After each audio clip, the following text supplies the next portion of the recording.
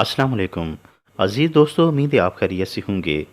एक बार थल के इलाके में जाने का इत्फाक हुआ, जहाँ पर हर तरफ रेत ही रेत थी। पानी का भरा हुआ एक गिलास अचानक गिरा और सारा पानी यकदम रेत में जज़ब हो गया।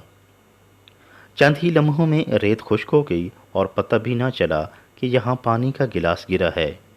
मेरे लिए ये एक हैरानगी की बात थी। ये वाक़या देखकर सोचों में गुम हो गया कि जैसे रेत में पानी जज़ब हो गया और एहसास भी ना रहा, महसूस भी ना हुआ। इसी तरह हमारे चंद बोल किसी के हसास दिल में निश्तर बनकर उतर सकते हैं। बोलने वाले को तो कुछ महसूस ना होगा, मगर अगले बंदे के दिल में दुख, अज़ियत और चुभन ज़रूर पैदा कर सकते हैं। इसलिए हमें चाहिए कि सोच समझकर अपनी ज़बान का इस्तेमाल करें कि जिस तरह पानी के चंद कतरे रेत से निकाले नहीं जा सकते, इसी तरह एक दफ़ा मुंह से निकलने वाले तुंद और तेज़ जुमलों का असर भी दिल से दोबारा नहीं निकाला जा सकता।